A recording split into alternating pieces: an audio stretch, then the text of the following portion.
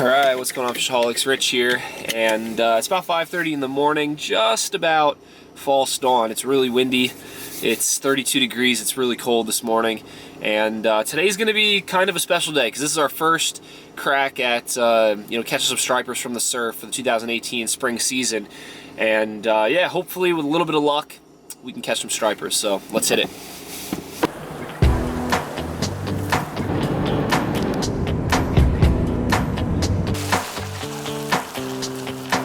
Alright, we made it. It's about 7 a.m. Tide's just about coming in, and we're gonna get rigged up, throw on the waders. These are actually my replacement, or basically brand new Patagonia Rio Azul waders.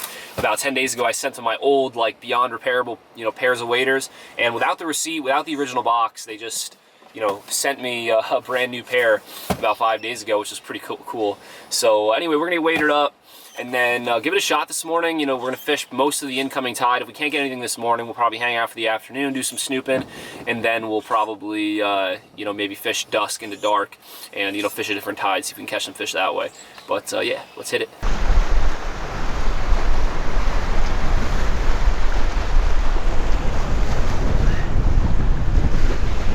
That ain't no keeper. First thing I see when I get out here is a short filleted striper. Poor little guy.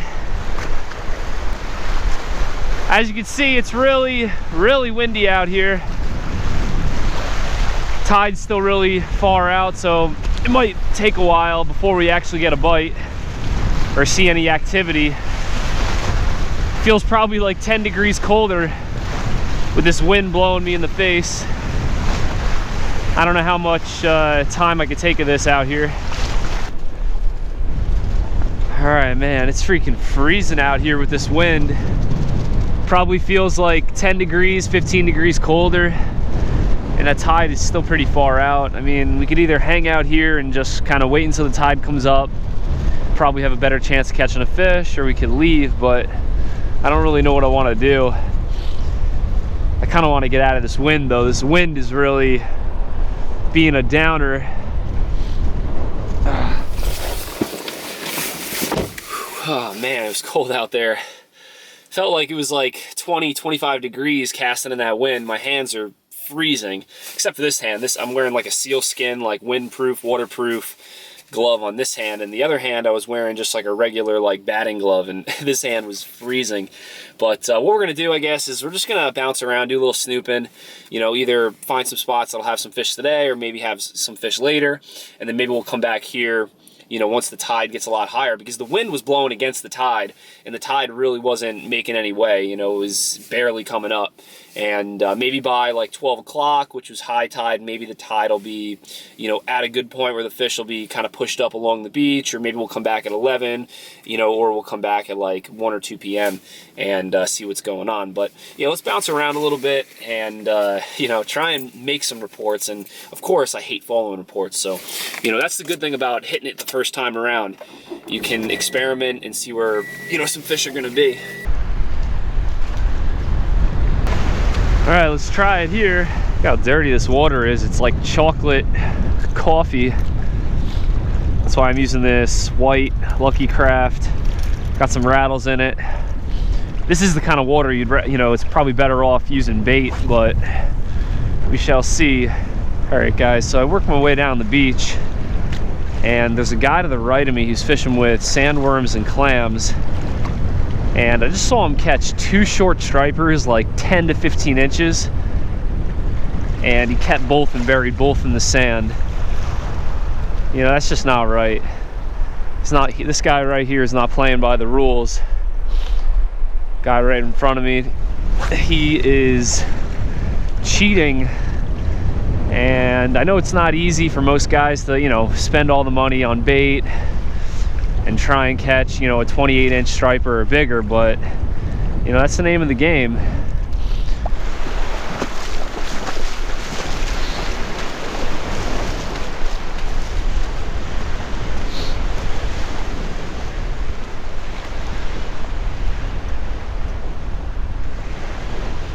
That's a nice keeper you got right there. No, it's a fish. Oh, that's a big one. Yeah, he's got to go back. You know that, right? That's illegal.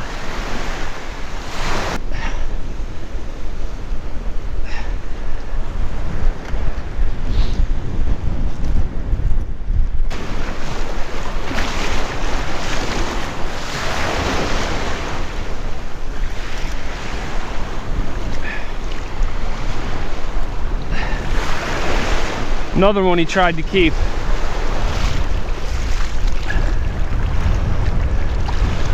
I don't know if this guy's gonna make it. Still has a little bit of life to him. He swam off, he's good to go. You know, playing by the rules is the right way to do it. All right, so that's a first. I hope you guys think I made the right call, but that guy was being so obvious. He was, you know, he called like a 12-incher and like a 16-incher, and I'm telling you, I got 15-20 vision. I can see from about a half mile away if you're, you know, keeping a short fish. And he was, you know, throwing them in the sand, trying to be like all sneaky about it. And for the most part, like, I've seen poaching up and down the East Coast, here, New Jersey, New York, Connecticut, Rhode Island, Massachusetts. And usually I wouldn't say anything. Like, if you're keeping those fish in your cooler, on your bucket, or like I can't see them, or if it's not obvious, I'm not gonna say anything. I might make it known that I know. Or like, say if you're keeping a 26, 27-inch fish, I'm not gonna get down and like start measuring it, because like I have no right to do that. But if you're gonna make it obvious and not poach well, I might say something or might do something like I just did. But that was the first time I've ever done something like that. So, you know, I hope you guys thought that was either pretty cool, or you thought that was something I didn't have any right to do. I mean, all I saw, in my opinion, were two little stripers buried in the sand that needed help getting back in the water. So anyway, you know, hands down, the cheapest way to get fish for the table for dinner is go to the supermarket, buy it, bring it home and cook it. Because, you know, bait's expensive, tackle equipment is expensive, and, you know, especially a ticket is expensive if you don't want to play by the rules. So we're gonna maybe fish here for like another 5-10 minutes. The tide's coming up nicely now. Definitely should be bringing in some fish. And we're probably gonna go back to that first spot though, because I have a feeling that's where there's gonna be some bigger fish. So let's see if we can make something happen.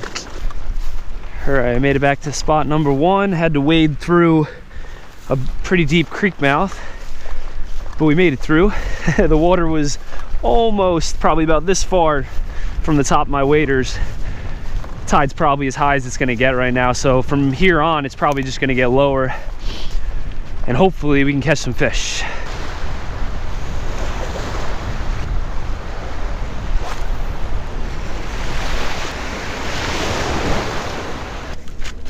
All right, we're back where we started this morning. Oh man, that was a tough day, I can tell you that. And I actually made a pit stop, picked up some soup at ShopRite because I'm feeling like crap now. I thought I had allergies this morning, and then as the day progressed, I started feeling sicker and sicker, and I killed a whole half a box of tissues on my way home. So we're gonna eat some soup, eat some tea, drink some tea, and hopefully we'll feel better for tomorrow, because I want to take the kayak out tomorrow. It's supposed to be a lot less windy. Today the wind was brutal, and you know, I don't know, we fished till like 4 p.m. then I came back to the car. I took a nap in the car. I was hoping to, like, you know, rest up and then maybe go back out for the dusk bite, but the wind picked up again, and I think I saw like 2 guys catch stripers on plugs, you know, this afternoon, but everything, because the water was churned up and dirty, everything I saw caught was on sandworms or clams. So anyway, I hope you guys enjoyed the video. You know, it was a tough day, but at least we got out, we tried, it was enjoyable, at least kind of. That's what I'm trying to tell myself, it was enjoyable. All that wind in my, oh my gosh, that wind was brutal, and felt like 20 degrees this morning. Felt about like 40 degrees all day, just that wind in my face. But you know, that's fishing. We gave it a shot, gave it a crack, and there's always tomorrow. So hope you guys enjoyed the video, and never forget, like always, live to fish, fish to live, and I'll see you guys in the next one.